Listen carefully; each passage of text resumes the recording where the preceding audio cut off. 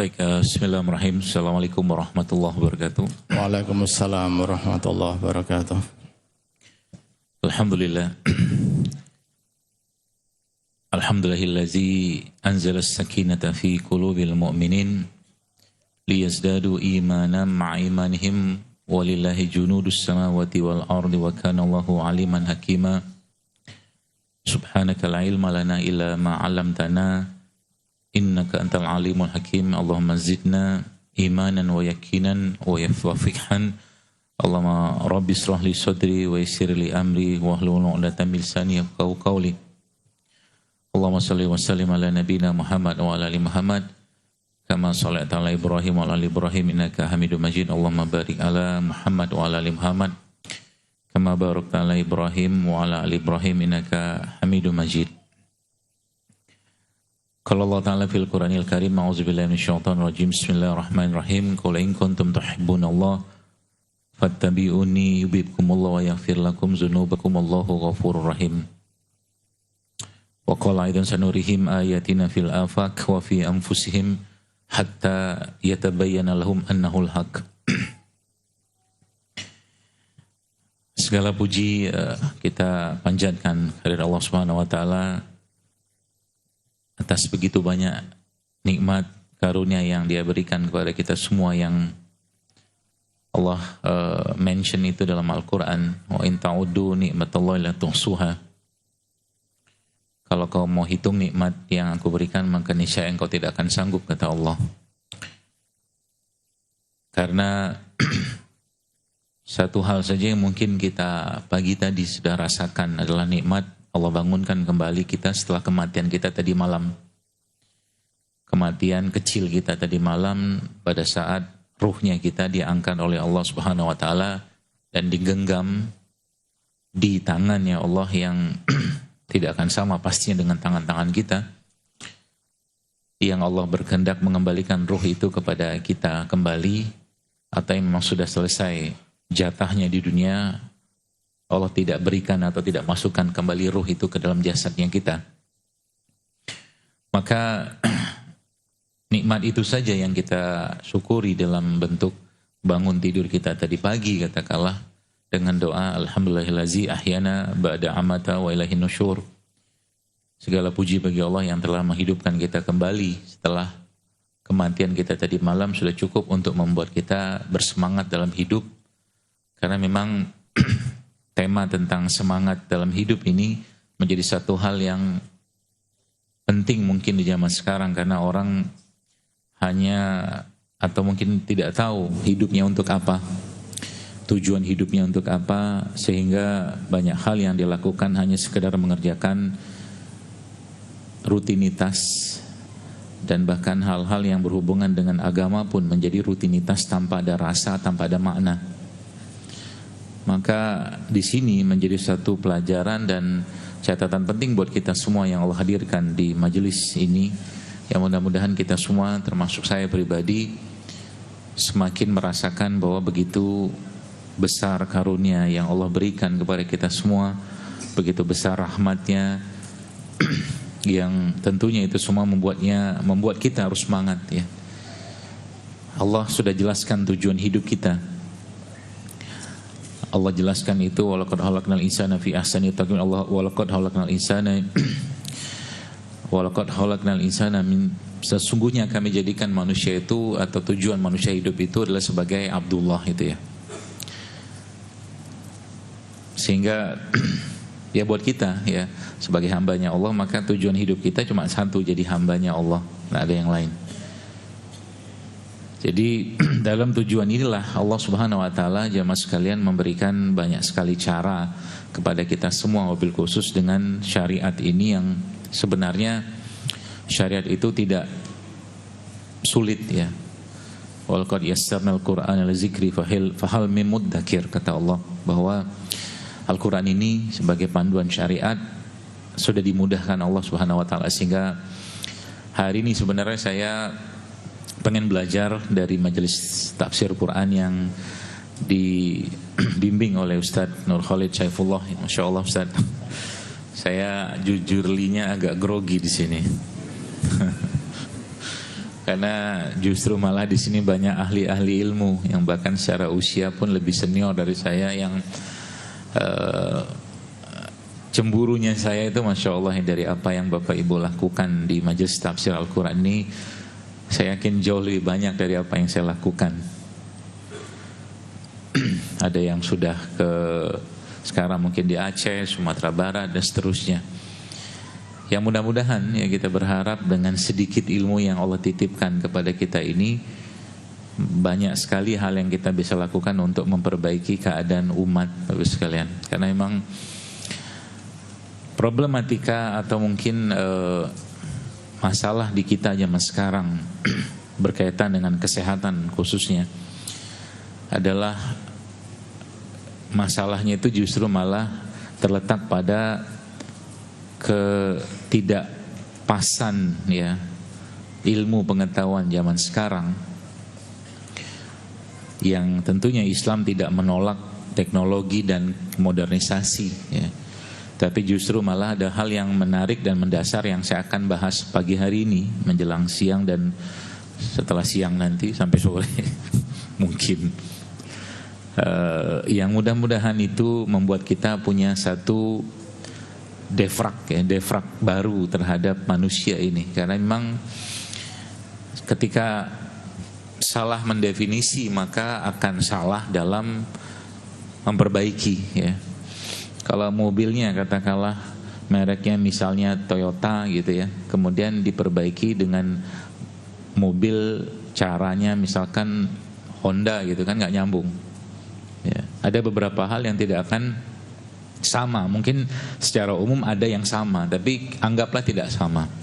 Maka pendefinisian ini Bapak Ibu sekalian menjadi satu hal yang perlu kita rekonstruksi ulang ya, pemikiran kita.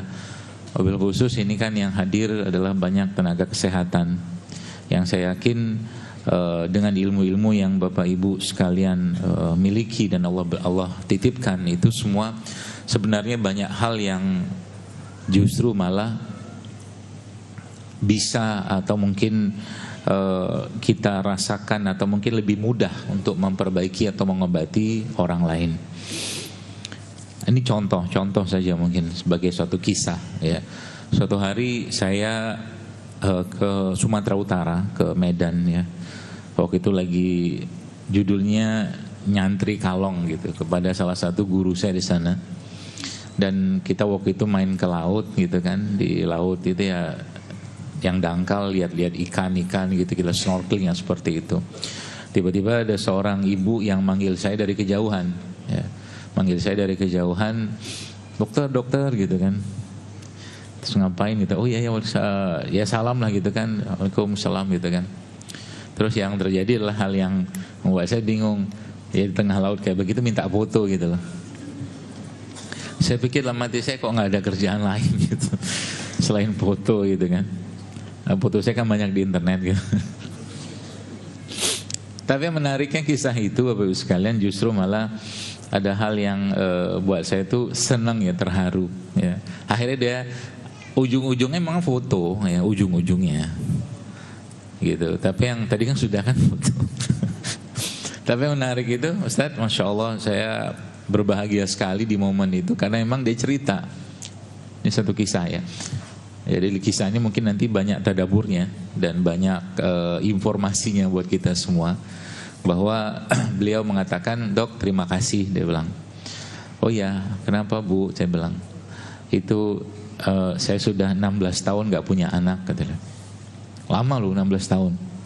Ya, 16 tahun untuk satu program hamil itu kan nunggunya kan gak sebentar itu ya. Lalu dia terima kasih dan saya juga senang ya, Masya Allah sekarang sudah hamil, dia bilang gitu kan. Terus anak saya tuh ada di hotel, dia bilang lagi nginep juga udah setahun atau 2 tahun gitu. Oh iya, terima kasih resepnya gitu kan. Terus saya tanya, terus dia bilang saya tanya juga kan resep yang mana. Saya bilang, karena kan banyak banget. Dari mulai yang beneran Jadul Akbar sampai nge-AI kan banyak banget. Yang ngawur-ngawur itu kan, yang obat inilah obat itu segala macam. Yang terakhir itu ada obat, ada saya jualan obat buat menghilangkan uban Ustaz. La haula wala quwata illa billah. Dicat pula pakai hitam, mana boleh secara syariat. Ada itu, ya. Lalu saya tanyalah, ibu minum apa? Saya bilang gitu kan. Bapak ibu tahu dia minum apa? Mungkin Anda pikir mungkin ya mungkin kunyit lah segala macam gitu kan, yang biasa saya sampaikan gitu. Tapi masya Allah ternyata dia bilang saya minum air kelapa. Nah ini masalahnya. Setahu saya dalam berbagai macam kajian saya kayaknya nggak pernah nyuruh minum air kelapa buat promil. Gitu loh.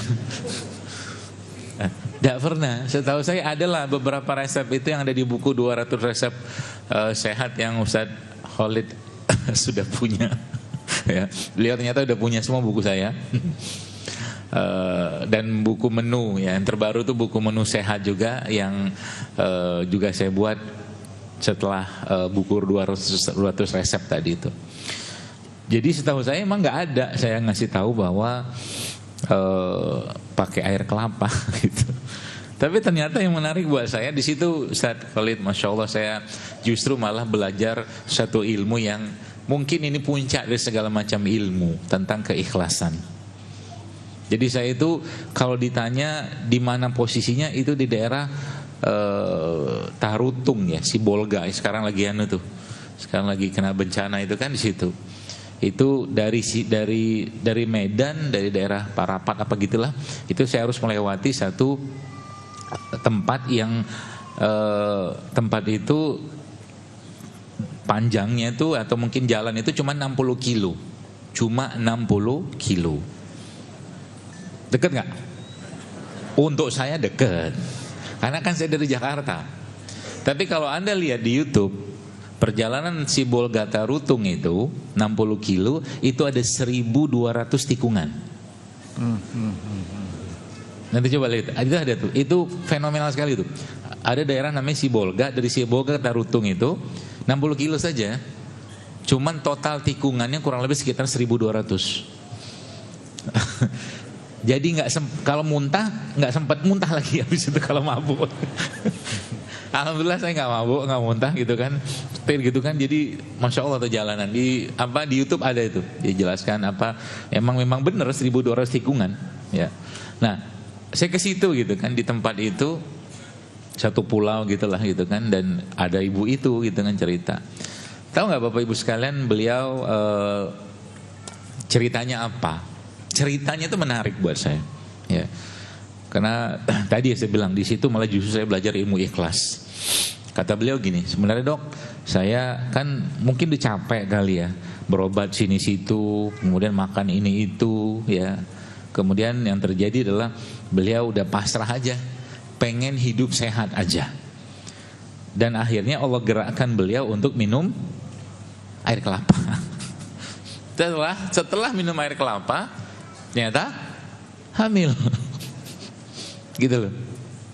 Jadi ternyata tema tentang kesehatan itu memang ujung-ujungnya memang tidak bisa dijauhkan dari keimanan seseorang, ya, keimanan seseorang. Itu poin dasarnya. Ya, makanya kadang-kadang saya ngeri-ngeri sedap kita tuh sebagai tenaga kesehatan, ya. Apalagi yang mohon maaf kadang di dunia pengobatan modern zaman sekarang ya, yang jauh sekali dari tuntunan agama. Manusia itu ya memang gak terlalu dianggap sebagai sosok yang holistik, ya. Itu yang saya bilang tadi, ketika kita salah dalam pendefinisian, ya, pendefinisian manusia, maka yang terjadi adalah salah ngobatinnya. Nih contoh nih ya, contoh Ibnu Sina itu pernah disebutkan dia memegang nadi seseorang. Ya, memegang nadi seseorang. Kemudian setelah dipegang nadi tersebut, dia ukurlah begitu. Kemudian disebutkan oleh beliau tentang satu tempat, satu lokasi, ya, yang akhirnya nadinya naik, gitu kan? Nadinya naik. Terus sama Ibnu Sina ditanyain, kamu jatuh cinta ya? Gitu. Ya orang canggih, kalau udah canggih, seorang pengobat yang canggih itu kadang-kadang lihat muka aja kelihatan sakitnya apa, ya kan? Muka itu udah mencerminkan isi perut. Satu, muka itu adalah pencerminan dari hati. Iya, dua, mata apalagi. Jadi contoh nih, misalkan kita kan di kedokteran pelajarin tuh, misalkan ada orang sakit liver gitu kan, masalah hepatitis misalkan, dikterik gitu kan wajahnya kuning, matanya kuning kan gitu. Ada orang yang mungkin masalah di jantung ya, anemi segala macam ya, maka bibirnya pasti akan pucat. Kan gitu. Jadi semua itu sebenarnya tergambar sedikit banyak dari muka. Ya, wajah itu ya. Nah, makanya dari pendefinisian ini Bapak Ibu sekalian, ya kita mungkin perlu tadi saya katakan merekonstruksi ulang ya, bagaimana sebenarnya kita memperbaiki keadaan kesehatan kita yang sesuai dengan tuntunan agama yang mulia ini ya. Kalau seandainya kita sudah paham itu, sebenarnya bisa jadi ya. Kita bahkan nggak perlu obat ya, nggak perlu bahkan herbal ya. Bisa jadi. Ada orang yang obatnya, contoh ya. Ada orang yang bisa jadi obatnya itu dia belajar untuk menjadi dermawan, belajar menjadi dermawan, banyak berbagi kepada orang lain, katakanlah dengan mungkin ilmu, harta dan seterusnya, untuk melawan penyakitnya dia yang bernama bakhil. Bakhil itu pelit, kikir. Yang Nabi kita alaihissalam juga berlindung kepada Allah dari itu. Allahumma inni a'udzubika minal hammi wal hazan wa a'udzubika minal ajzi wal kasal wa a'udzubika minal jubni wal bukhl wa a'udzubika min ghalabatid daini wa qahrir rijal. Malas, sedih, takut, pengecut, bakhil. Itu kan penyakit. Ya. Apakah di sini nanti ya pendefinisiannya kita harus tahu bahwa ya manusia, saya, Anda semua ini memang tidak akan bisa dilepaskan dari berbagai atau dari 3 unsur yang ada dalam diri kita. Yang Imam Ghazali rahimahullah menyebutkan itu. Yang sebenarnya berarti ya, kalau kita bicara kesehatan, saya pengen tanya kepada Bapak Ibu semua dan bertanya kepada diri saya. Sekarang yang sudah belajar dokter ya, perawat segala macam ya, Masya Allah, yang ada 3 tahun, 4 tahun, 6 tahun bahkan yang sudah ngambil spesialis. Saya pengen tanya aja satu pertanyaan yang sangat mendasar. Adakah manusia yang kita pelajari selama 6 tahun itu atau 4 tahun itu yang menjadi role modelnya, yang menjadi contohnya, yang menjadi teladannya, yang manusia itu sehat sesehat-sehatnya? Ada gak? Gak ada. Gak ada, setahu saya gak ada. Ya, setahu saya gak ada. Sumpah katakanlah kedokteran yang dipakai katakanlah kalau dinya dokter ya, itu juga diinisiasi oleh seorang filsuf ya yang bernama Hippocrates, katakanlah kayak begitu. Yang itu juga sumpahnya juga mungkin kita perlu perbaiki juga ya. Meskipun di depannya kan demi Allah seterusnya kayak begitu. Tapi intinya apa yang saya mau jelaskan di sini? Intinya bahwa kita nggak punya role model dalam urusan kesehatan yang membuat akhirnya jadi gini, bicara tentang kesehatan, maka kita butuh manusia yang memang sehat sesehat-sehatnya, kan gitu. Maka tidak lain tidak bukan pastinya kita melihat manusia atau siapakah manusia yang hidupnya seperti Al-Quran berjalan. Rasulullah. Gitu maksudnya. Yaitu siapa? Rasulullah Muhammad SAW. Jadi nggak sulit sebenarnya. Artinya apa? Kalau mau sehat berarti caranya gimana? Ikuti saja bagaimana sehatnya Nabi alaihissalam. Selesai. Cara tidurnya Nabi gimana? Cara makannya Nabi gimana? Cara berjalannya Nabi kayak gimana? Ya, cara berinteraksinya Nabi kayak gimana? Semua ada tuntunannya. Itu sebabnya Nabi itu seperti prototipe manusia surga yang Allah ciptakan di muka bumi ini. Prototipe. Sekarang saya tanya, di surga tuh wangi gak? Wangi. Penghuni surganya wangi gak? Wangi. Kalau kita belajar, kita baca dari bagaimana perjalanan hidup sosok Muhammad SAW, maka kita tahu bahwa Nabi itu hidupnya wangi. Ludahnya wangi, khusus Nabi ya. Khusus Nabi. Ya, jangan diteruskan. Ludahnya wangi, badannya wangi. Itu sebabnya Abu Bakar As-Siddiq radhiyallahu anhu waktu meninggalnya atau wafatnya Nabi, beliau mencium jasadnya Nabi dan beliau berkata, benarlah engkau wahai Rasulullah, ketika engkau hidup tubuhmu wangi dan ketika engkau wafat pun tubuhmu wangi. Masya Allah. Maka di surga nanti ya nggak ada lagi yang keluar dari tubuh kita ini kecuali keringat, yang itu pun baunya Masya Allah seperti kasturi. Nggak ada ingus, nggak ada pipis, nggak ada BAB, nggak ada, semua nggak ada. Ya, kenapa? Ya karena memang sudah di set up sama Allah kayak begitu. Sudah di set up sama Allah kayak begitu. Dan lagi-lagi saya sampaikan bahwa memang prototipenya itu adalah Rasulullah SAW. Ya, kan dahsyat tuh. Bagaimana mungkin beberapa bapak ibu sekalian yang sudah umroh ya, ada satu telaga ya, telaga di Madinah itu yang dulunya telaga itu nggak bisa diminum airnya. Lalu kemudian Nabi SAW meludahi danau atau mata telaga tersebut. Kemudian telaga tersebut seketika berubah menjadi bening dan airnya manis. Khusus Nabi saja. Khusus Nabi. Ya. Sehingga kisahnya pun sama. Ya, ada seorang sahabat yang pernah membekam Nabi SAW. Ini kisahnya menarik ya. Ya. Kan Nabi ini sosok manusia yang sangat sehat. Ya, disebutkan dalam beberapa riwayat Nabi itu kan sakitnya cuma 2 kali saja. Itu pun sakitnya pun karena diracun. Ya, satu waktu beliau SAW demam sakit ya, kemudian karena diracun oleh daging kambing ya yang diberikan oleh seorang wanita Yahudi. Kemudian waktu beliau SAW akan wafat, itu pun disebutkan ulama bahwa itu sisa dari racun yang dulu yang ada pada diri Nabi SAW. Oke, kisahnya begini. Suatu hari ada seorang sahabat, saya lupa nama sahabat ini, kemudian beliau membekam Nabi SAW. Lalu Nabi katakan, kan darahnya kan keluar tuh. Terus dipesankanlah kepada sahabat Nabi itu, darah ini tolong kamu simpan.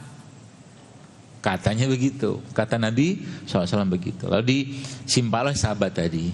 Pesannya kan disimpan. Dia simpan di mana? Dalam perutnya. Diminum. Dalam perut sahabat tadi. Artinya apa? Darah itu diminum sama dia. Terus ditanya Nabi, kemana kau simpan itu? Dia bilang, saya minum ya Rasulullah. Tapi yang ajaibnya apa? Setelah itu sahabat itu nggak pernah sakit seumur-umur. Nabi only, khusus Nabi. Ya, khusus Nabi. Ya, supaya jangan keliru ya menafsirkan. Jadi baik. Jadi dari sini Bapak sekalian, pendefinisian ini ya, lagi-lagi saya katakan bahwa kalau kita ambil dari bagaimana Nabi menjelaskan, satu kuncinya adalah ketika kita bicara agama, maka kaidah pertamanya harus kita pahami bahwa ilmu itu sumbernya dari Al-Quran, satu. Yang kedua adalah kalau kita bicara tentang turunannya tadi untuk menjelaskannya, itu pastinya ada apa yang dijelaskan oleh Nabi SAW dalam bentuk hadis-hadis Nabi ataupun sunnah-sunnah Nabi SAW. Ya, dan diamalkan ya oleh para sahabat ya, para tabi'in, ada tabi'in seterusnya kayak begitu. Makanya dalam Al-Quran kalau bicara tentang fisik ya, fisiknya manusia, ini kita bicara fisik dulu ya. Maka Allah sudah jelas mention dalam Al-Quran dalam beberapa ayat ya. Dalam beberapa ayat dalam Al-Quran, salah satunya dalam surat Al-Mu'min, walaqad khalaqnal insana min sulalatin min tin, kata Allah. Dan kami ciptakan manusia dari tanah. Satu. Kemudian ada ayat yang lain, Allah jelaskan di situ dalam surat Al-Hijr ya. Walaqad khalaqnal insana min salsalin min hama'in masnun. Itu yang kedua. Hama'in masnun. Itu yang kedua. Kemudian dalam surat Sajadah Allah jelaskan juga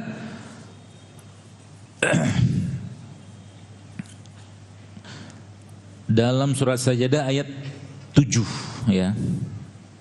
Allah memulai penciptaan manusia dari tanah ya, dan terakhir dalam surat Ali Imran. Jadi urutannya itu dari tanah ya. Kemudian turun tanah biasa ya. Kemudian Allah campurkan air tanah itu disebut dengan tin tadi itu ya. Itu yang kedua. Yang ketiga hama'in masnun. Hama'in masnun tadi ya, itu lumpur hitam yang dibentuk, prosesnya kayak begitu. Proses penciptaan siapa? Manusia, yaitu siapa? Nabi Adam. Dan yang terakhir salsal tadi ya, itu tanah liat kering yang sudah seperti tembikar. Itu semua proses itu terjadi pada diri manusia. Setelah dia menjadi salsalin hama'in masnun dari salsalin fakhar tadi itu, Maka Allah apa yang Allah lakukan di situ, Bapak Ibu sekalian, Allah tiupkan ruh. Ya. Allah tiupkan ruh. Dari sini saja banyak sekali pembahasan yang kita bisa bahas. Ya, banyak sekali pembahasan yang kita bisa bahas. Contohnya apa? Bicara tentang manusia yang diciptakan Allah dari tanah. Kita belum bahas ruhnya, kita belum bahas jiwa, akal, nafsunya belum. Ya, kita bahas fisik sebentar dulu. Ya. Maka kita harus tahu bahwa manusia itu, kalau kita definisikan bahwa tubuh kita ini yang tampak sekarang tangan saya ini jasadnya. Ini jasadnya. Ya. Di dalamnya ini, di layer kedua, di lapisan kedua itu ada jiwa, ada hati, ada nafsu. Itu di layer kedua. Di dalamnya lagi itu ada ruh atau iman kita. Ya.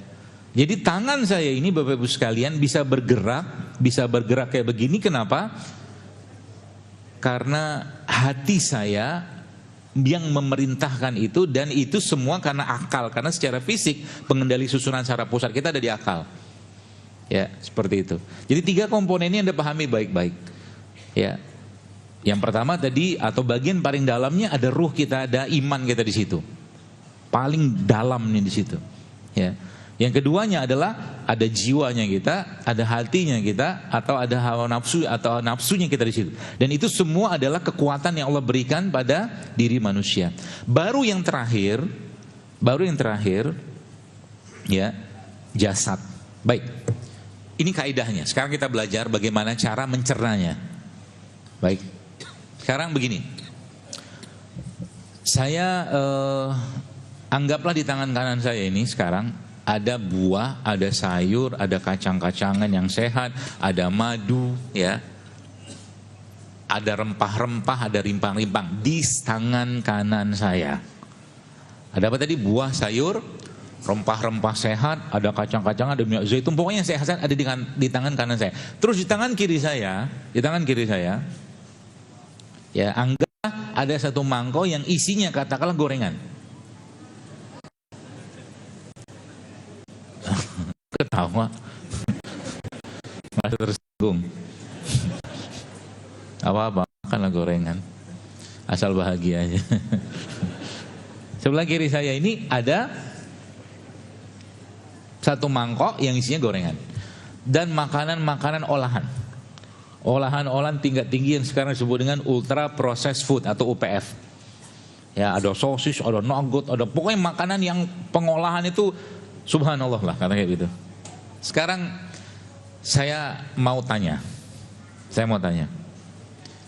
Kalau Anda atau kita mau katakanlah jantung kita sehat, pembuluh darah kita lentur, darah kita mengalirnya lancar, encer, BAB kita lancar, perut kita asik, jantung kita asik, otak kita asik, kira-kira yang harusnya kita makan yang kanan atau yang kiri? Serius? Saya konfirmasi ulang pertanyaannya. Yang lagi makan gorengan, mungkin ada yang menghentikan. Nggak apa, makan aja. Saya tidak mengharamkan ya. Oke, saya tanya sekali. Kalau Anda mau BAB-nya lancar, darahnya encer, ya, pembuluh darahnya elastis, lentur, ya, jantungnya oke, diajak mikirnya oke, otaknya, ya, BAB-nya lancar, makan yang kanan apa yang kiri? Wih, kencang sekali Bapak ngomong kanan. Kenyataan yang kita makan? Nah, kencang kan? Gitu. Pertanyaan saya sekarang, mengapa yang dipilih yang kiri? Udah tahu. Enak. Pertanyaan saya berikutnya, kalau Anda mau pembuluh darahnya kaku, gampang pecah, darahnya kental, BAB-nya susah, mikirnya lemot, ya, mikirnya lemot, ya, badan nggak enak dipakai, yang Anda makan yang kiri apa yang kanan? Kiri kan? Sepakat ya? Yang kiri ya. Kalau ditanya kenapa, jawabannya simpel, enak. Berarti lagi, saya coba tata ulang. Saya defrag ulang pemikirannya supaya kita tahu. Sebenarnya kita makan itu gak lepas-lepas dari keinginan jiwanya kita. Itu maksudnya. Atau hawa nafsunya kita. Makanya nanti kalau coba tadaburi ayat wa kulu mimma fil ard halalan thayyiban kan. Wala tattabi'u khutuwati syaitan. Itu ayat buat saya menarik. Kenapa? Allah bilang begini. Kata Allah, makanlah kalian yang halal, satu, dan baik, dua. Nanti kita ada pembahasannya itu. Wala tattabi'u khutuwati syaitan, kata Allah. Dan jangan ikuti langkah-langkah syaitan. Ada apa ceritanya ketika Allah menyambungkan ada kata halal, kemudian kata thayyib, habis itu Allah masukkan syaitan di situ. Artinya apa? Ada satu antitesis. Antitesisnya apa? Antitesisnya adalah ketika yang halal dilanggar, yang thayyib dilanggar, kemungkinan dia akan jatuh pada langkah-langkah syaitan. Itu munasabahnya kayak begitu.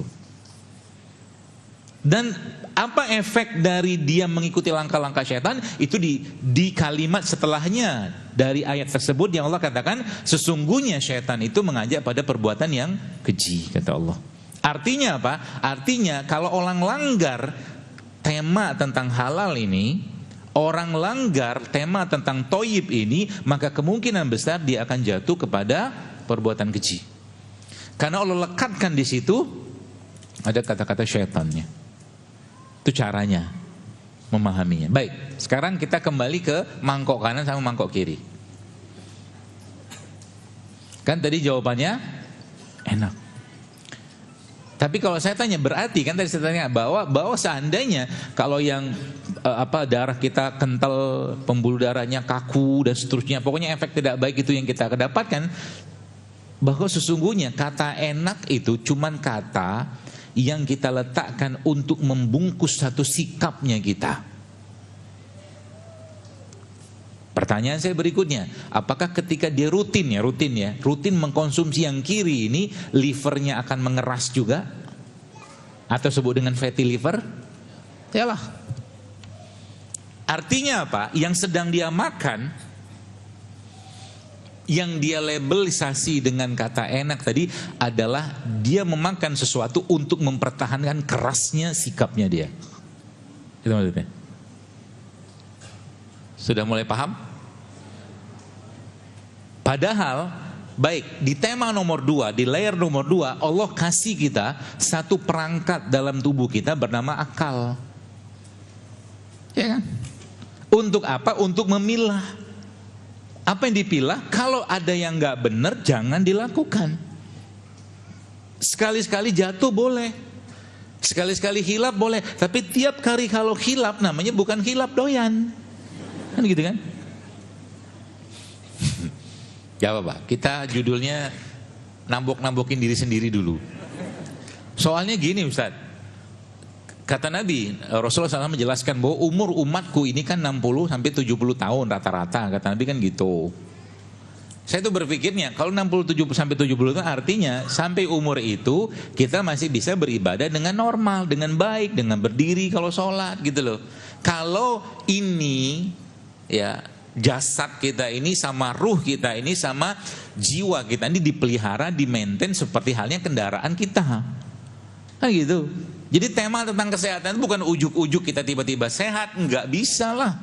Harus ada perawatannya. Maka syariat memberikan pedoman tentang itu. Ya, syariat memberikan pedoman tentang itu. Sekarang begini contoh. Saya baca satu buku. Ya.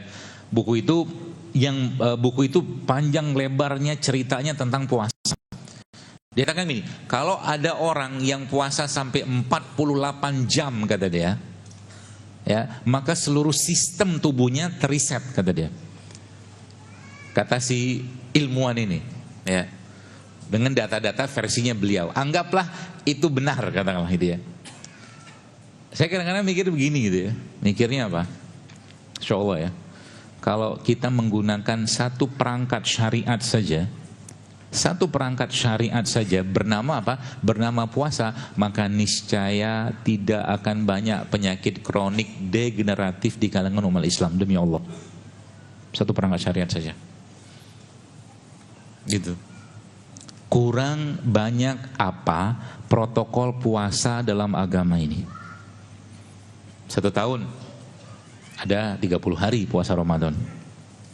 Kemudian tambah lagi dengan puasa pekanan, ya, Senin Kamis, tambah lagi dengan puasa Ayyamul Bid, tambah lagi dengan puasa tematik, puasa Asyura, puasa Arafah, banyak banget. Modal kita kalah cuman ngandalkan syariat bernama puasa ini yang tentunya kita tidak mengerjakannya untuk sehat, kita kerjakannya karena Allah, itu sudah cukup untuk membuat jasad kita ini diperbaiki oleh Allah Subhanahu wa taala. Itu sebabnya kalau tema tentang kesehatan, ya, kita lihat penyakit-penyakit kronik degeneratif yang ada pada zaman sekarang, Bapak Ibu sekalian. Kuncinya apa sebenarnya, atau masalah yang dilanggar apa? Kalau dilihat di surat Al-A'raf, Allah jelaskan wa kulu wasrobu wa la tusrifu, kata Allah. Makalah dan minumlah kalian, tapi jangan berlebihan.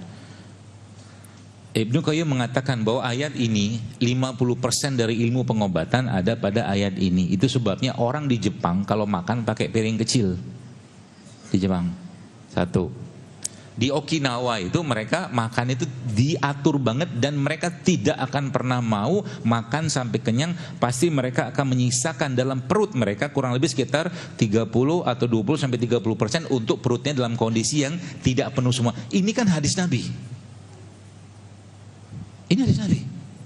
Sepertiga untuk makanan, sepertiga untuk minuman, sepertiga untuk udara. Ini kan hadis Nabi. Cuman kalau kita makannya buat kenyang. Boleh nggak kenyang? Makanya kalau Anda baca sirahnya para sahabat Nabi itu, kalau seingat saya, itu mereka baru merasakan kenyang itu 10 atau 15 tahun setelah mereka hijrah di Madinah, setelah mulai ada perang. Selama itu mereka kebanyakan merasakan lebih lama merasakan lapar. Ya. Nah, ini saja katakanlah kita mulai perbaiki, banyak sekali perubahan yang akan kita rasakan, ya. Nah, tadi dari jasad ada jiwa, ada ruhnya. Ya, sekarang kalau kita lihat di zaman sekarang ini, Bapak sekalian, problematika yang ada pada umat atau permasalahan kesehatan zaman sekarang itu temanya lebih banyak di mana? Jasad. Di jasad atau di jiwa atau di ruhnya? Semuanya bermasalah. Saya pernah dapat satu kalimat, ya. Kalimat ini benar juga sih menurut saya. Seabu Jahalnya Abu Jahal, Abu Jahal itu masih percaya Tuhan. Ya. Abu Jahal itu masih percaya Tuhan. Zaman sekarang ada orang nggak percaya Tuhan. Kan parahnya kayak begitu zaman sekarang itu. Artinya apa? Dalam tema keimanan atau ruh, mungkin banyak orang zaman sekarang imannya, ruhnya sakit. 1. Dalam bidang jiwa sama. Contoh kalau saya membahas di sini, ya, kalau tadi saya sebutkan bahwa ruhnya yang sakit atau iman yang bermasalah, baik, saya akan tes. Dan tes ini sebenarnya berlaku buat saya juga. Iman bermasalahnya bukan kita mengatakan kita keluar keimanan, bukan. Keyakinan kita terhadap agama, terhadap Al-Quran, ya, jauh lebih rendah atau lebih rendah daripada keyakinan kita dengan akal kita. Contoh, sekarang saya tanya, siapa di sini yang kalau sakit kepala, pusing, Anda memegang kepala Anda, lalu Anda bacakan Al-Fatihah? Itu opsi yang pertama. Siapa di sini yang kalau sakit kepala Anda ambil paracetamol? Banyakan yang pertama, yang kedua? Tahuan kan? Level iman kita sama, kita sama kok. Bukan saya merasa lebih soleh, enggak, sama aja kita. Makanya banyak hal dalam keimanan ini yang sebenarnya Kalau itu menjadi pondasi dasar bagi keimanan kita atau bagi kesehatan kita, baik kesehatan iman itu sendiri atau kesehatan jiwanya kita atau kesehatan jasadnya kita, selesai semua itu urusan. Tadi malam saya ngobrol dengan para pengurus MTA. Saya bilang salah satu yang mungkin Bapak Ibu juga pernah dengar kisah di mana ada sekumpulan sahabat yang melewati satu kampung. Ini kisahnya masyhur sekali kan. Lalu kepala kampung itu ternyata kena sengat binatang berbisa. Yang itu mungkin dalam teori medis mungkin setahu saya itu masuknya darurat gitu kan karena berbisa kan gitu. Tapi apa yang mereka kerjakan? Yang mereka kerjakan mereka membacakan Al-Quran kepada kepala kampung tadi itu, kepala desa tadi itu, ya, membaca Al-Quran, lebih tepatnya dia bacakan Al-Fatihah kepada orang yang kena sengatan binatang berbisa tadi, dan ternyata biiznillah ta'ala akhirnya orang itu sembuh dengan Al-Quran tadi. Dan dilaporkanlah itu kepada Nabi SAW. Kata beliau, ya Rasul tadi kejadian begini, kata Nabi udah betul apa yang engkau lakukan itu karena Al-Fatihah itu adalah obat. Kata Nabi begitu. Yang jadi pertanyaan berikutnya ternyata suatu hal yang menarik, ternyata yang kepala kampung itu pun, kepala desa itu pun ternyata bukan muslim. Dibacakan Al-Fatihah oleh seorang sahabat, ternyata sembuh juga. Gitu loh. Itu level keimanannya mereka, ya. Dan itu semua tidak akan lepas Bapak Ibu sekalian dari apa? Iman itu kan. Kalau tadi Ustaz Khalid menyampaikan bahwa hudal linnas, bahwa Al-Quran itu petunjuk, ya petunjuk. Tapi dia tidak akan bisa jadi petunjuk kalau kaca depannya ketutup. Kalau kita naik mobil, Anda pakai maps, ya pakai maps dari sini dari Solo katakanlah mau ke misalkan ke Semarang misalkan, atau ke tempat yang lebih susah lah katakanlah ke Kudus misalkan, pakai maps. Anda sudah pencet daerah Solo ke Kudus, katakanlah alun-alun kota Kudus, jalan begini. Tapi yang jadi masalah apa? Anda tidak akan bisa jalan kalau kacanya burem, gak kelihatan sama sekali. Gak bisa. Ya. Maka pertanyaan berikutnya, kaca itu di mana? Di dalam tubuh kita. Kaca itu akan terjawab dengan sebuah hadis yang Nabi SAW jelaskan juga, innallaha la yanzuru ila suwarikum. Allah tidak lihat rupa kalian. Allah tidak lihat amal kan. Walakin yanzuru ila qulubikum. Kaca itu adalah hatinya kita. Ya. Maka tema tentang iman itu, contoh sekarang, oke, ambil itu konteksnya. Sekarang kita pergi ke zaman Nabi SAW. Kenapa Abu Jahal tidak mau beriman kepada Nabi SAW? Apa sebabnya? Apakah dia tidak tahu? Apakah dia tidak tahu bahwa yang disampaikan Muhammad SAW itu benar? Tahu, sangat tahu. Tapi di layer keduanya Abu Jahal ini katakan apa? Aku nggak mau beriman. Kenapa? Aku berharap, aku maunya Nabi itu dari kaumku, kata Abu Jahal. Ini masuk dalam bahasa tutupan kaca tadi itu apa? Sombong kan? Maka tema tentang kesombongan itu, ya, menjadi suatu hal yang justru malah membuat pada akhirnya iman itu tidak akan bisa menerangi dalam bentuk mungkin kita baca Quran dan segala macam. Bagi seorang gitu kan yang tertutup hatinya, dia baca tapi nggak ngerti. Dia baca, ini kata Allah dalam Al-Quran, afalam yasiru fil ard fatakuna lahum qulubu ya'qiluna biha au azanu yasmauna biha fa innaha la ta'mal absar walakin ta'mal qulubul lati fis sudur, kata Allah. Kau berjalan di bumi, kata Allah, kau punya hati, dengan itu kau merasa. Kau punya mata, dengan itu kau melihat. Bukan matamu yang buta, bukan kau punya telinga dengan kau mendengar, bukan matamu yang buta, kata Allah, tapi hatimu yang buta. Waliyauzubillah. Itu tadi itu. Ya, maka tugas kita, ya, di tema tentang tiga hal tadi itu, ya, jasadnya, jiwanya atau hatinya, ya, atau ada nafsu di situ, sama ruhnya tadi itu semuanya, ya, aslinya kalau ditanya bagaimana cara ngobatinya, maka jawabannya cuma satu. Jawabannya letak pada Al-Quran. yang bagaimana cara memperbaikinya itu dijelaskan oleh Nabi Sallallahu Alaihi Wasallam. Nabi memberikan contoh, ya, bagaimana iman tuh powerfulnya luar biasa. Contoh ya. Cukup satu kata yang diucapkan oleh Nabi dengan iman beliau Sallallahu Alaihi Wasallam yang sangat kokoh tentunya. Waktu Abu Bakar bertanya pada Nabi, ya Rasulullah, nanti kita di sini kan ada orang yang lihat dan kita bisa dibunuh dan segala macam. Abu Bakar mikir macam-macam. Kata Nabi apa? La tahzan, kata Nabi, innallaha ma'ana. Cukup satu kata itu, la tahzan, jangan sedih ya Abu Bakar. Innallaha ma'ana, selesai semua urusan kesedihan itu. Coba lihat. Ya. Jadi Masya Allah ya, saya membayangkan gitu ya. Ya memang gak mudah ya. Para nakes ini ya Bapak Ibu sekalian yang Allah hadirkan di sini, Anda menjadi penyambung lisannya Quran itu untuk menyampaikan nasihat, bahkan nasihat tanpa obat. Masya Allah. Bisa jadi ya. Ini di luar kita bicara yang darurat ya, yang harus menggunakan alat ini. Kita bicara tentang penyakit kronik degeneratif sajalah, atau penyakit umum.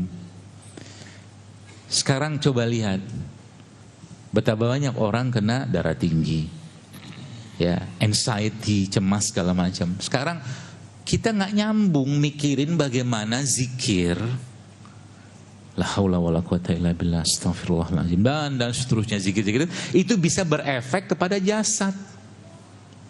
Kenapa? Karena masalahnya kita tidak memandang bahwa yang namanya jasad ini ada komponen-komponen yang lain daripada jasad itu. Yang semua itu sebenarnya diatur modulasi iramanya, modulasi frekuensinya oleh siapa? Oleh Al-Quran. Oleh Allah melalui Al-Quran. Gitu.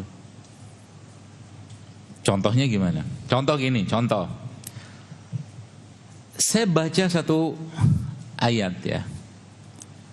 Ayat ini bunyinya begini.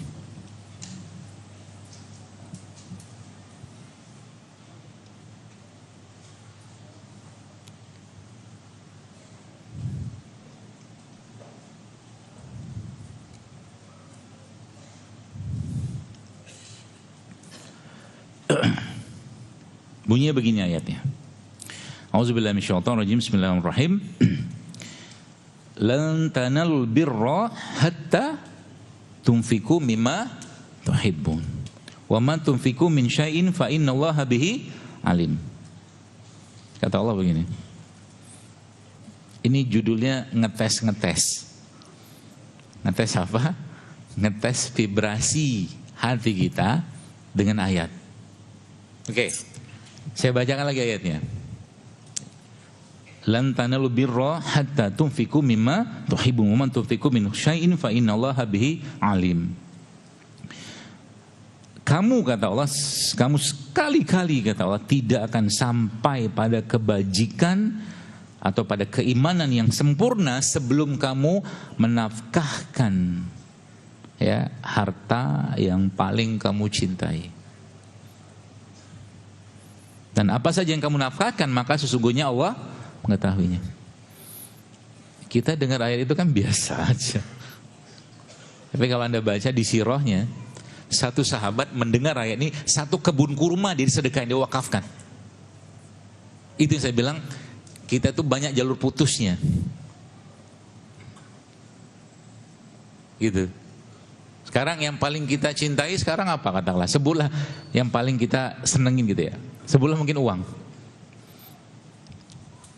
Kalau saya challenge Anda sekarang, challenge nih misalkan ya, Anda sekarang uang yang Anda dalam kantong Anda, dalam dompet Anda sekarang, itu katakanlah lagi dapat uang dari apa segala macam gitu kan, itu diberikan semua di jalan Allah pada hari ini misalkan, lalu Anda nggak mikir lagi bagaimana pulangnya, itulah sebenarnya diinginkan Quran.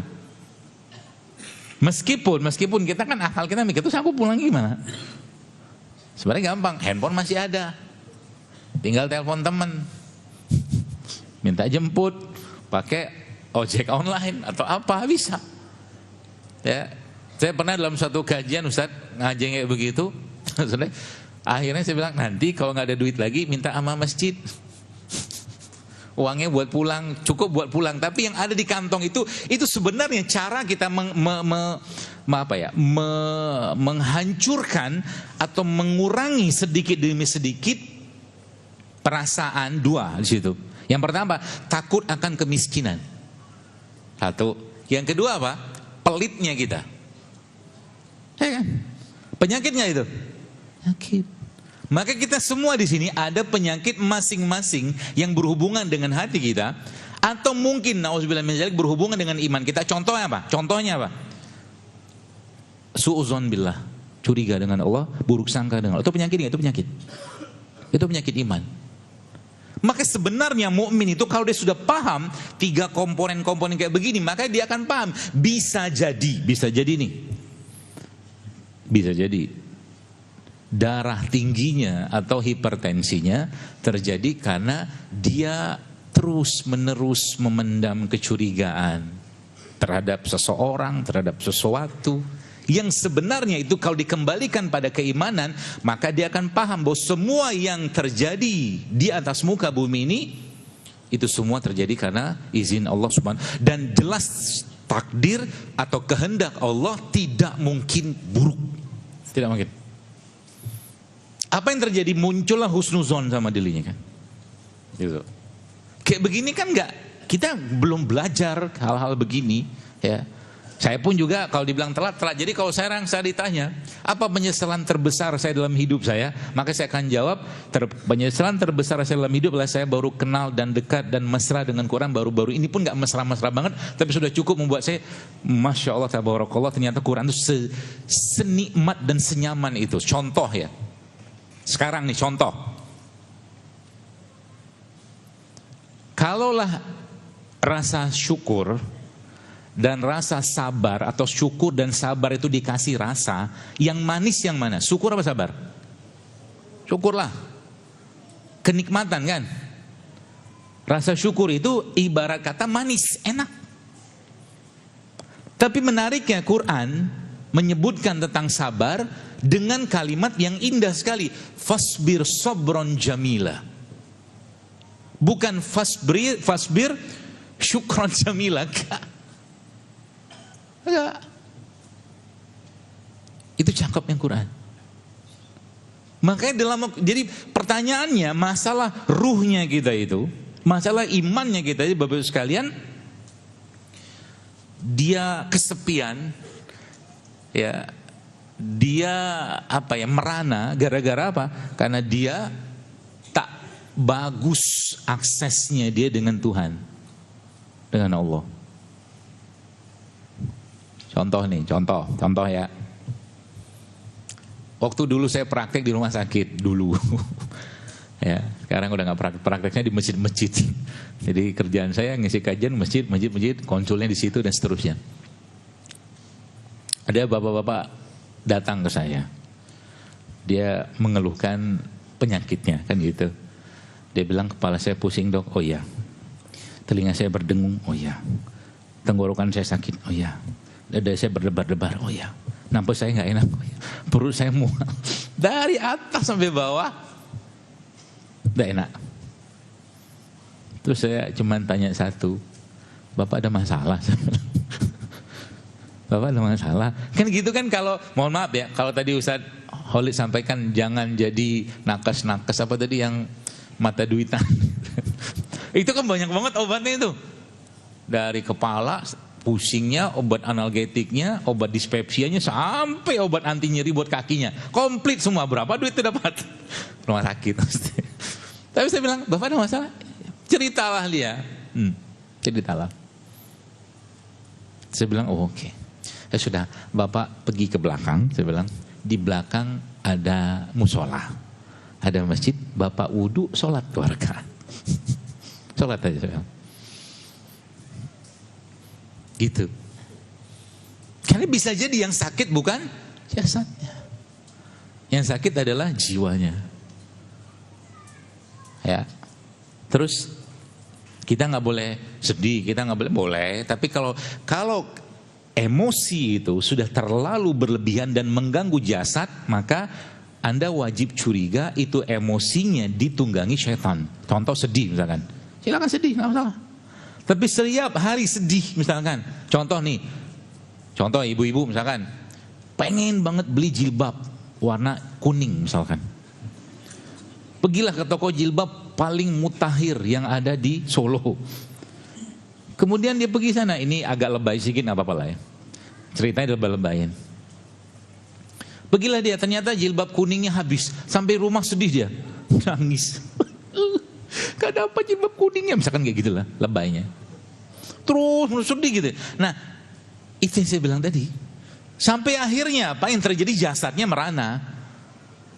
Ya, makanya dari sini Anda akan paham bahwa kenapa Islam itu melarang, atau Nabi melarang, atau Allah melarang, jangan terlalu larut dalam sesuatu yang membuat dirimu tuh hancur, kata Allah. Kalau kau cinta dengan sesuatu, cintailah sewajarnya. Kalau kau benci, bencilah sewajarnya. Tak boleh berlebihan. Ya. Kenapa? Karena, ini karenanya. Dari sini kita akan paham. Ya. Kalau di slide itu saya tulisnya the problems are inside, not outside. Problemnya itu bukan di luar, tapi di sini. Ya, problemnya itu bukan di luar, tapi di sini. Apa itu problemnya? Ala inna fil jasad mudghah, kata Nabi. Itu problemnya. Iza solaha jasada kulluh, kata Nabi. Wa iza fasada jasada kulluh. Kalau dia baik, baiklah semua, dia rusak semua. Ala wahiyal qalb, kata Nabi SAW. Kata itu adalah hati, kolbu. Artinya apa?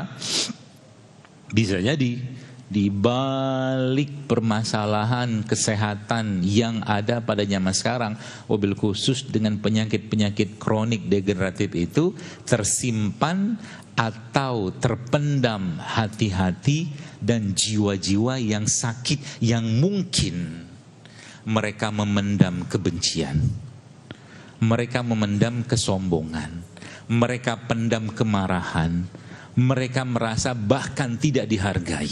Contoh, karena setiap organ itu, Bapak Ibu sekalian, dalam apa yang saya pahami, mereka semua punya rasa atau emosi masing-masing. Ya. Makanya bisa jadi nih obatnya. Contoh gini. Ada seorang istri, dia udah nikah sama suami 20-30 tahun katakanlah kayak gitu, dan tiap pagi si istri ini si perempuan ini, istri ini bikinin kopi buat suami, dan selama 15 tahun 20 tahun itu dia tidak pernah mendengarkan satupun ucapan terima kasih dari suaminya. Makasih udah bikinin kopi ya. Istri model kayak begini, ya, kemungkinan kalau dia tiap hari ya bikin kopi itu dengan kekesalan, ya, dengan kekesalan, ya, dengan sebel, dengan baper, sopan bener sih, bikinin kopi tiap pagi, bener gitu misal, kayak gitu. Tiap hari itu pula jasad dia akan menanggung itu. Suaminya kalau dengan kondisi kayak begini, kira-kira yang bakal sakit suami atau istri? Istri lah. Suaminya gimana? Senyum-senyum aja. Kok kenapa? Kok kenapa? Tapi kalau orang kayak begini, sang istri tadi sudah paham kalau tema ihsan dilakukan atau dia terapkan ihsan, ya, bahwa dia melakukan sesuatu itu karena Allah dan seterusnya, ada urusan. Lu mau terima kasih silakan, gak terima kasih silakan, ada urusan. Karena aku buat kopi ini bukan untuk kau pahalanya, aku bukan dari kau pahalanya, dari Allah yang kasih pahala. Selesai. Sehat gak dia? Harusnya kan gitu. Gak perlu baper-baperan gitu tuh, ngapain juga. marah-marah, kesel-kesel, apain. Yang gini nih, ini lihat. Saya kasih ilustrasi lagi. Ini kita bahas di tema yang kedua. Ya. Ada si A, ada si B. A menzolimi B. Si A menzolimi B. Dan A menzolimi B dengan ikhlas. Ya. Dengan sepenuh hatinya dia. Lalu si B ini bisa kebayang kan kira-kira apa yang dia omongin. Sampai kiamat kau tak akan kumaafkan. Begitu kan? Kalau orang bilang dendam kesumat gitu kan. Pakai kesumat pula dia. Sampai kiamat tak akan kumaafkan. Sekarang pertanyaan saya, yang menzolimi siapa? Yang dizolimi siapa? Yang menzolimi kan A. Dan A anteng-anteng aja. Yang dizolimi B. Kira-kira menurut Anda dengan kondisi kayak begini, pokoknya kalau ketemu muka dia tuh gitu misalkan. Benci banget gitu kan. Kemungkinan yang sakit yang apa B? Nah udah tahu kan? Terus ngapain juga kayak begitu? Argo dosa si A udah jalan. Udah jalan. Argo dosanya dia kan? Karena zolim itu kata Allah, kata Rasulullah, kegelapan di yaumil hisab nanti. Tenang aja. Ya. Tenang aja. Allah tidak menginginkan B ya untuk ikut-ikutan kayak A dapat dosa juga. Bahkan kalaupun tidak dapat dosa, ya dia dapat efek buruk dari rasa yang dia pendam itu. Solusinya apa buat si B? Fa'fu anhum kata Allah. Coba bayangin. B ini ya yang saya dapatkan dan saya pelajari mulai dari kanker bisa, mulai dari autoimun bisa. Mulai dari jantung bisa, mulai stroke semua bisa terjadi pada dirinya. Maka jantung ini adalah organ. Anggaplah kita bicara dan ulama menyebutkan bahwa kolbu itu kalau diibaratkan menjadi satu sosok organ fisik, maka itu adalah jantung, dan jantung adalah organ kasih sayang. Titik. Dia tidak mau ada emosi apapun kecuali cinta dan kasih sayang di jantung itu. Ya, maka di tengah penyakit-penyakit yang ada zaman sekarang, Anda mulai akan paham bahwa sesungguhnya yang mereka butuhkan adalah cinta, kasih sayang. Apakah orang yang kena diabetes itu nggak tahu bahwa makan pare itu bagus, minum kayu manis itu bagus, makan sayur itu bagus, ini bagus, tahu. Tapi kenapa makan gula atau tepung olahan berlimpah tiap hari? Karena bisa jadi dibutuhkan adalah orang yang saya tahu sama dia, Bu tenang aja Bu, Pak tenang aja Pak, Allah sayang sama ibu. Nasihat-nasihat baik dari orang yang mengobati dia, apakah lagi dari orang yang atau keluarga beliau. Dia tahu kok. Itu saya bilang tadi.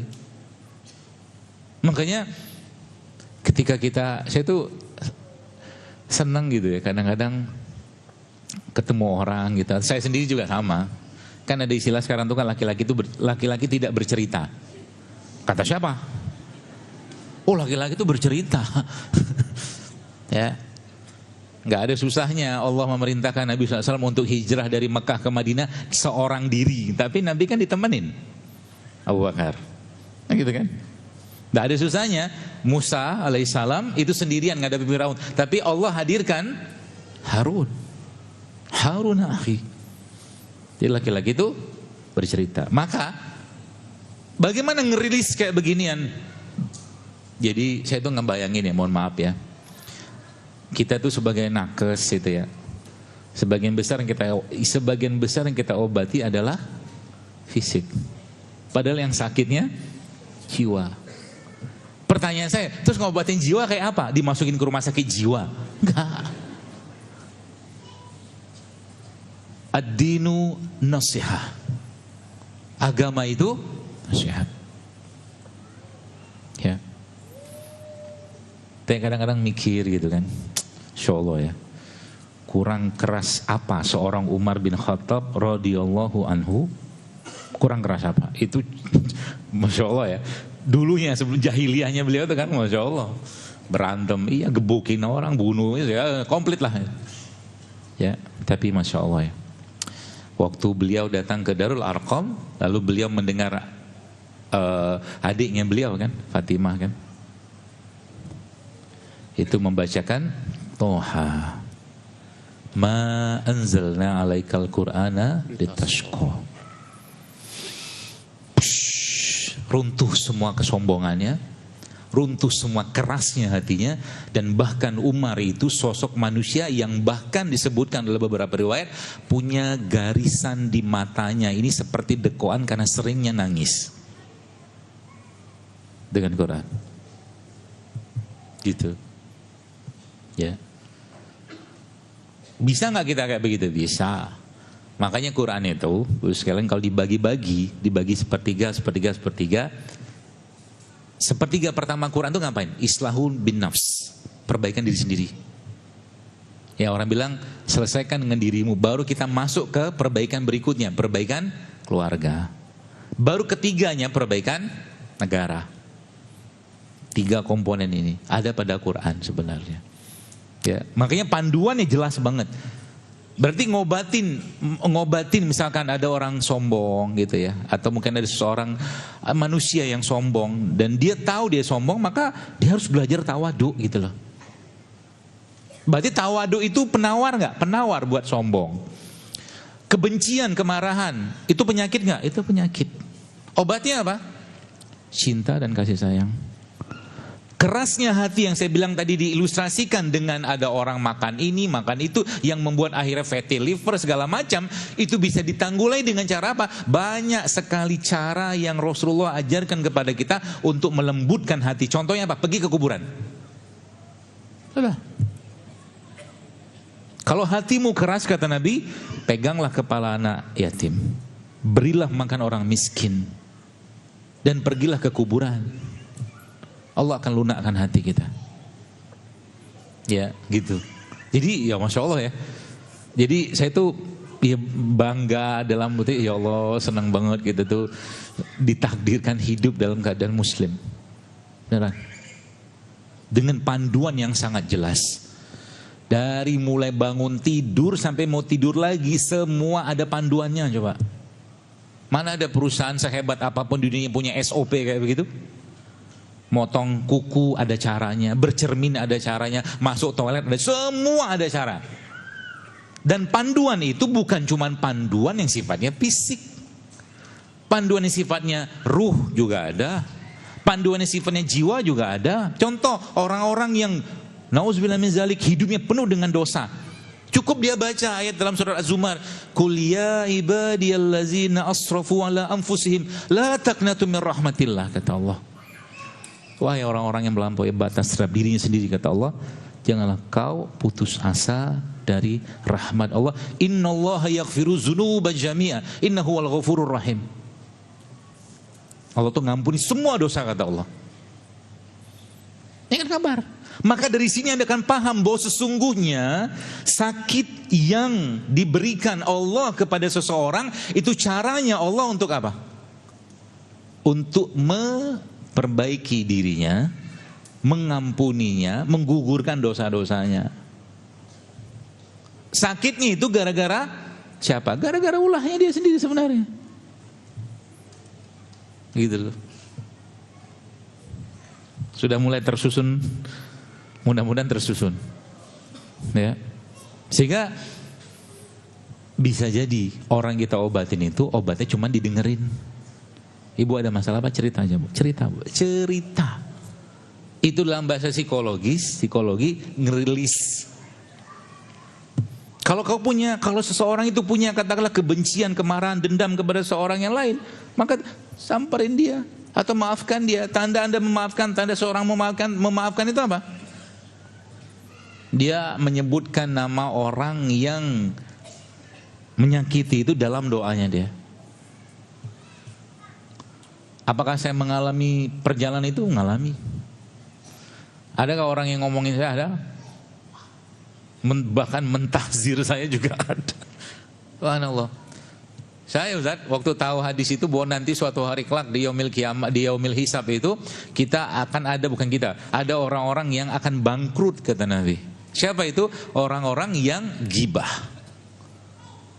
atau fitnah, atau ngomongin ya sesuatu yang kita tidak, meskipun itu benar kita tidak senang itu diomongin, kata Rasulullah, maka yang ngomong itu, auzubillah, itu bisa bangkrut dengan cara apa? Yang dia omongin minta pahalanya dia, bahkan dosanya dia diberikan pada orang tadi.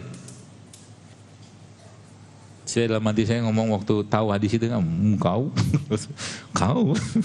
nanti pahala haji kau aku minta.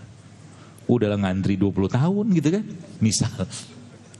Tapi setelah saya tahu dahsyatnya memaafkan, dahsyatnya bersabar, saya bahkan berwakaf atas nama orang itu.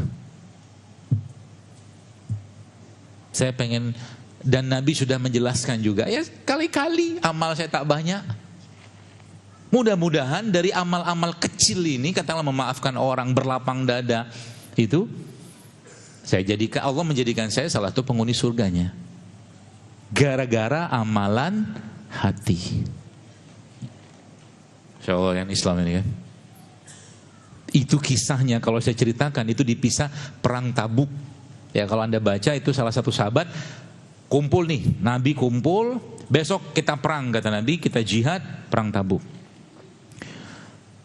Kuda semua sudah siap segala macam, tiba-tiba ada seorang sahabat angkat tangan, ya Rasulullah aku pengen ikut, kata dia. Tidak bisa lagi kata Nabi. Tidak ada kuda, nggak ada onta, nggak ada lagi peralatan perang. Kata Nabi SAW begitu.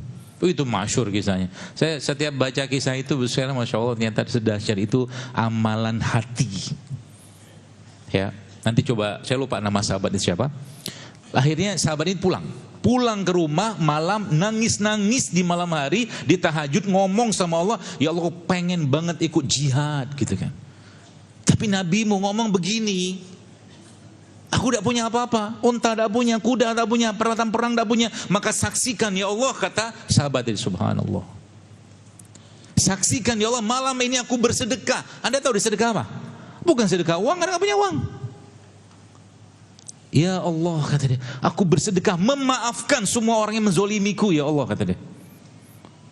Maafkan. Coba. Besok paginya mau perang itu kan, Nabi tanya, siapa yang tadi malam sedekah, kata Nabi. Siapa yang tadi malam sedekah? Sahabat tadi nggak ngeh gitu kan. Tanya lagi Nabi, siapa yang tadi malam sedekah, kata Nabi. Sampai 3 kali barulah dia tanya, angkat tangan. Baru dia ngeh bahwa Nabi itu bertanya itu, bahwa Nabi diberitahu Jibril bahwa kemudian Nabi mengatakan bahwa sedekahmu diterima dan engkau bisa ikut jihad, kata Nabi, gara-gara apa? Maafkan. Allahu Akbar. Sedahsyat itu.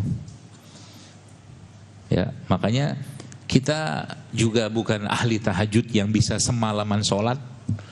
Ya, kita bukan ahli Quran yang bisa menghatamkan Quran setiap hari.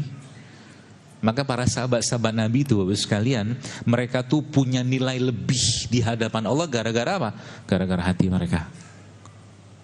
Maka tema tentang tazkiyatun nufus ini buat kita semua, buat saya pribadi, itu bukan tema yang gampang.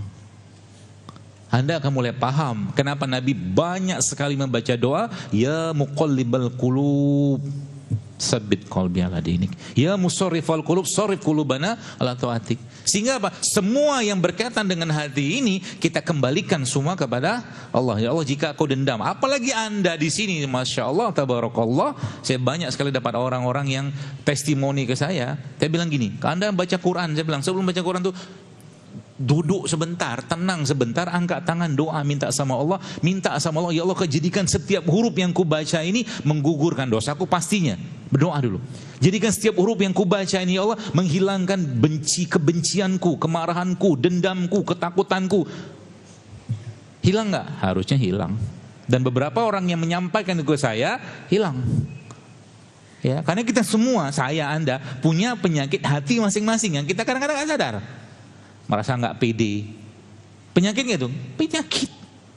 Obatnya apa? Al-Quran menjelaskan walaqad karomna bani Adam, kata Allah. Dan kamu semua itu dimuliakan. Allah memuliakan kita sebagai, tidak ada ceritanya kita merasa begini, tidak ada. Kita semua tuh bahkan jauh lebih mulia daripada malaikat. Ya, jauh lebih mulia daripada malaikat. Dengan apa? Dengan ilmu. Kan begitu kisahnya. Sampai Allah memerintahkan malaikat yang ada di surga saat itu untuk bersujud kepada Adam. Gara-gara apa? Gara-gara Adam dikasih ilmu oleh Allah Subhanahu wa taala. Begitu polanya. Jadi kebayang ya. Saya sering sampaikan gitu kan, ya Allah kalau seandainya ya dalam kurikulum pendidikan kesehatan kita ini tema-tema kayak begini dimasukkan, Insya Allah hujan turun deras, Insya Allah. Ya, betapa banyak orang-orang yang mungkin gara-gara lisan Anda, bukan karena obat loh, mungkin gara-gara lisan kita ada kalimat-kalimat yang membuat dia akhirnya sadar, taubat, kembali kepada Allah, dan gara-gara itu akhirnya dia mulai memperbaiki dirinya. Betapa banyak pahala yang Allah akan berikan kepada kita. Yang bahkan kata Nabi, satu hidayah yang Allah berikan kepada seorang itu lebih baik daripada unta merah, kata Nabi SAW. Allahumma shayban nafi'ah. InsyaAllah ya. Kalau semua orang kayak begini, Anda akan mulai iya akhirnya dunia ini apa indahnya gitu loh. Indahnya. Wamal hayatud dunya ila mataul ghurur, main-main doang. Hati kita tuh sudah mikirnya tuh sampai ke akhirat sana. Mikirnya nanti di mana nanti ketemu dengan Ustadz Nur Khalid di surga nanti. Kapan reuninya? Jumpai, kan begitu Quran menjelaskan. Itu. Sehingga di dunia ngapain kita? Udah makmurkan bumi, jadi khalifah fil ard, jadi Abdullah. Ya. Itu ya tugas kita hanya itu. Jadi hambanya Allah. Kalau sudah hamba, kalau sudah jadinya hamba, temanya hamba, sudah enggak usah neko-neko, ikutin saja. Yang menjadi majikannya kita dalam tanda kutip lah ini Allah Subhanahu wa taala. Tuhannya kita. Panduannya ada Quran. Contohnya apa teladannya ada Rasulullah SAW. Selesai. Ya. Maka Masya Allah ya, Nabi itu saya sampaikan ya. Ya mau cerita tentang tema apa dalam sosok Nabi itu kan ada semua. Anda mau belajar sebagai sosok ayah, Nabi SAW, ayah terbaik. Mau belajar sebagai mertua yang baik, Nabi SAW. Mau belajar sebagai menantu yang baik, Nabi SAW. Mau belajar sebagai ayah, suami, mau segala macam ada di sosok Nabi kita alaihissalam. Ya, yang Allah katakan Rasulullah itu ya suri tauladan buat kalian kan, gitu. Apalagi cuman dalam tanda kutip tema kesehatan. Ya, saya yakin kalau Nabi ada zaman sekarang nggak mau Nabi makan sosis. Mak bapak kita yang tua-tua itu mana mau dikasih pizza, tapi milih ubi rebus, betul kan? Kita aja yang gaya-gayaan, biar lancar bahasa Inggrisnya kita makan sosis. Apa cerita? Joknya gitu. Ya, jadi ya ini ya mungkin sedikit pembukaan. Nanti kita belum bahas perimpangan-perimpangan. Ya. Nanti habis zuhur kita lanjutkan lagi Ustaz ya. Insyaallah ya. Mudah-mudahan sedikit apa yang saya sampaikan ini sudah masuk sedikit aja, gak usah banyak-banyak, sedikit aja. Ya, ada 1-2 kata, ada 1-2 kalimat yang Masya Allah ya, ternyata bukan ngagumi saya nggak perlu dikagumi. Yang perlu dikagumi adalah perlu kita jadikan supaya agama ini syariat itu aja. Ternyata segini dahsyat agama itu mengatur gitu loh. Ya, kalau sudah kayak begini terjadi apa? Kita akan merasakan, oh ternyata asik ya gitu ya. Beragama itu asik, dekat sama Quran itu asik, dekat dengan sunnah-sunnah Nabi SAW itu asik gitu kan. Sebagaimana asiknya orang-orang yang mohon maaf datang ke klub, orang yang minum alkohol, mereka asik dengan dunianya. Seandainya mereka tahu betapa asiknya agama ini, Allahu Akbar ya Allah. Bayangin deh, bagaimana seorang sahabat yang di dalam salah satu perang itu yang dipanah, kan ceritanya kan, dan dia tidak mau dicabut panah itu karena dia belum menyelesaikan bacaan Qurannya. Senikmat itu, coba Masya Allah ya, senikmat itu. Wajar mereka itu kadang-kadang saya pikir benar sih, Bicara fisik, sudahlah. Siapa orang paling kuat di muka bumi? Siapa yang bisa mengalahkan Ali bin Abi Thalib radhiyallahu anhu yang di perang Khaybar, Ali bin Abi Thalib itu mengangkat benteng Khaybar sendiri. Coba lihat ceritanya. Wallah. Mengangkat benteng Khaybar. Itu saya tanya ya ke beberapa sumber, itu bangsa 300 kilo ada itu. Pintu benteng Khaybar itu, Bapak sekalian. Oke, kita bisa mengatakan, oh itu kan kuasa Allah, oke. Tapi tidak akan Allah berikan kepada orang-orang yang jauh dari Allah gitu loh. Maka dalam sejarah kaum muslimin, gak ada ceritanya perang di zaman kaum muslimin itu lebih banyak jumlahnya kaum muslimin daripada kafir. Gak ada. Gak pernah mereka tuh cerita mereka pakai senjata apa ya, berapa, gak ada. Malamnya ngapain kalau besoknya perang? Malamnya zikir, sholat, baca Quran itu aja. Kemenangan tuh di situ. Ya, Masya Allah ya. Begitu mereka tuh bangga ya dengan keislamannya. Dan satu orang yang dihadirkan Allah satu tempat, katakanlah cukup satu Mus'ab bin Umair untuk membuat satu Madinah itu menjadi tempat yang barokah sebelum Nabi SAW datang. Cukup. Maka hadiran kita sebenarnya mukmin ini, ya muslim ini sekarang subhanallah, dimanapun tempat kita berada, kita punya tugas untuk memakmurkan tempat itu dengan Quran. Kita punya amanah dari Allah untuk apa? Terserah apapun yang kita miliki secara keilmuan kita. Mau ahli pertanian, harusnya tanah di situ menjadi lebih subur. Mau ahli kesehatan, katakanlah, harusnya lebih banyak orang yang sehat dengan kehadiran kita. Kan gitu harusnya. Kalau udah kayak begini ya Masya Allah, berarti kita udah menjalankan peran kita sebagai khalifah fil ardh itu. Ya kondisi berbagai bencana segala macam yang kita lihat sama sekarang kan tidak lepas dari ulah manusia kan. Itu loh. Yang menyedihkan itu apa? Yang menyedihkan itu sekalian, ketika suatu ilmu tidak dilandasi dengan syariat, ketika suatu ilmu tidak dilandasi dengan Al-Quran, maka percayalah pasti akan banyak masalah dengan ilmu itu. Pasti. Apa saja. Kalimat ini Anda pakai di mana? Sekarang kita bicara apa? Ekonomi. Udahlah. Gitu loh. Sehingga kita yang bisa memperbaiki, baikilah. Ku anfusakum wa ahlikum naro, kata Allah. Ya. Anfusakum dulu. Baru keluarga. Wallahu a'lam bishawab. Assalamualaikum warahmatullahi wabarakatuh.